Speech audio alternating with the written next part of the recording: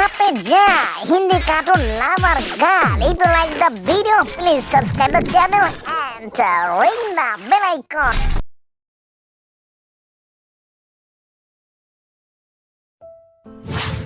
संदीप ने अपनी माँ के कहने पर गांव में शादी कर ली थी। लड़की का नाम था सुनीता। माँ का कहना था एकदम मॉडर्न बहू नहीं होनी चाहिए, लेकिन उन्हें नहीं पता था कि गांव से आने वाली बहू सुंदर सुशील तो होगी और उसको गांव से बाहर भी निकाल लाएंगे, लेकिन उसके अंदर का गांव कैसे बाहर निकलेगा। शादी के कुछ दिन बाद माँ, टिफिन तो देना जरा। बेटा, अब तो स्कूल नहीं ऑफिस जाता है, माँ से नहीं अपनी बीवी से टिफिन मांगा कर।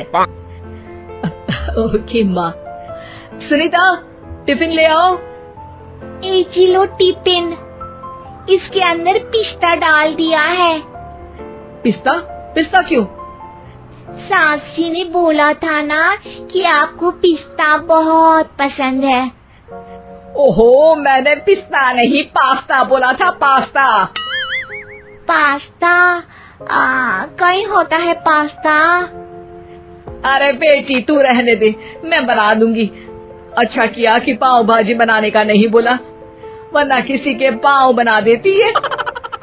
सुनीता को बुरा लगता है, लेकिन उसकी नादान हरकतें कम नहीं होती। ऐसे ही एक दिन, अरे तुमने ये क्या लगाया है?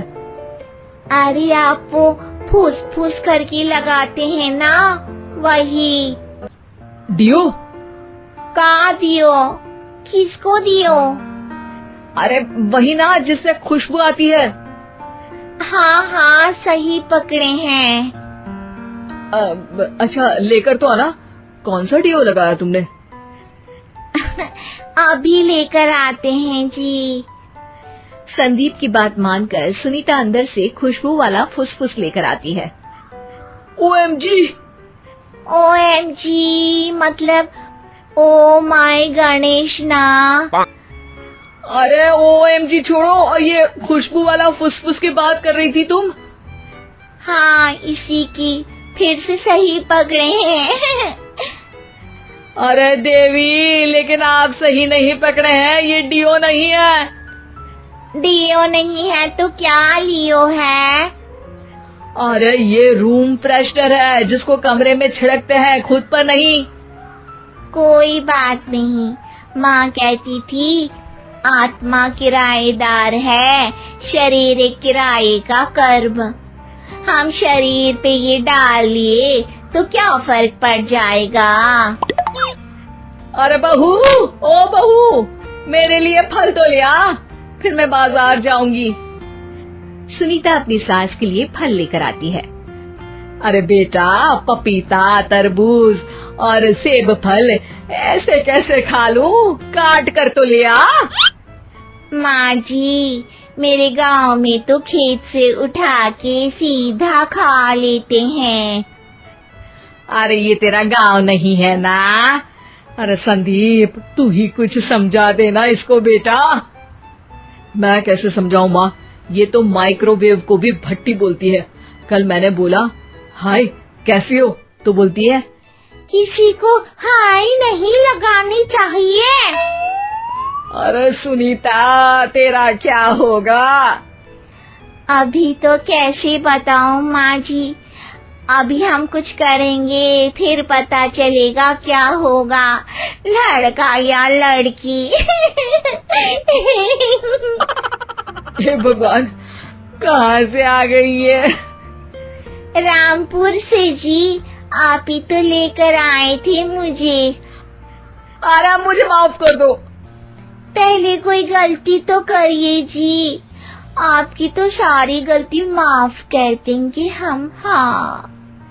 अरे बहू, मेरी बात सुन।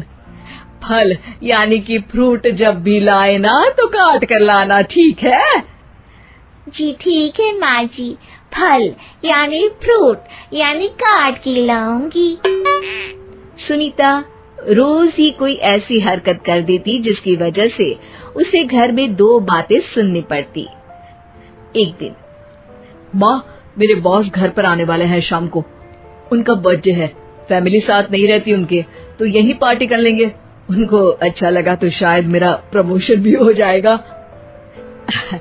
मैं ना फ्रूट केक लाकर फ्रिज में रख दूंगी और तेरे साथ आज खाना मैं बनाऊंगी, ताकि जब साहब आए तो खाने में कोई गड़बड़ ना हो। शाम को जब सारी तैयारियां हो जाती है, संदीप के साथ बड़े साहब भी घर आते हैं। आप फ्रूट केक तो ले आना बहू, फिर खाना खाएंगे। अरे इस सब की क्या जरूरत थी, आपने बुलाया वही काफी है। सर, आपका परिवार शहर में नहीं है तो हम ही आपके परिवार जैसे हैं सर। इतने में ही सुनीता फ्रूट केक लेकर आती है और बड़े साहब की टेबल पर रख देती है, और जैसे ही केक के ऊपर का बॉक्स हटाती है, ओह, ये क्या है? केक तो कटा हुआ है। मैं तो ऐसा नहीं लाई थी। आप मुझे शाबाशी दे सकती है माँ जी, मैंने ही केक काट दिया। आपने कहा था ना, फल यानी फ्रूट यानी हमेशा काट के लाना। तो फ्रूट केक भी तो फ्रूट ही है ना, तो मैंने पहले ही काट लिया। हूँ ना मैं समझदार। अरे बहू, ये क्या किया? केक हमेशा वही काटता है जिसका जन्मदिन होता है। तुझे एक बात भी समझ नहीं आती, एक नंबर की बेवकूफ है। पूरा माहौल बिगड़ चुका था। संदीप को लगने लगा था कि साहब उसे प्रमोशन तो दूर की बात है, कहीं डिमोशन ना दे दे, लेकिन साहब बीच में ही बोल पड़ते हैं। अरे कोई बात नहीं, ये इनकी बेवकूफी नहीं है, इनका भोलापन है। बेटा आप कहाँ से हो? रामपुर गांव से। अरे वाह, गांव से? फिर तो आपके गांव में ताजे फल और सब्जियां मिलते होंगे। हाँ, सही पकड़े हैं। हम तो काटते भी नहीं, सीधा खा लेते हैं। मैं ना एक बार तुम्हारे गांव घूमने जरूर चलूंगा। क्यों संदीप, ले चलोगे ना? मुझे गांव घूमना बहुत पसंद है। बस फिर क्या था, संदीप और सास दोनों खुश हो गए, क्योंकि साहब को सुनीता ने गांव की बात करके खुश कर दिया था। अब संदीप का प्रमोशन पक्का था। शिक्षा, कभी भी किसी भी गलती पर घबराना नहीं चाहिए। हो सकता है कि उस गलती की वजह से आगे बड़ा फायदा हो जाए।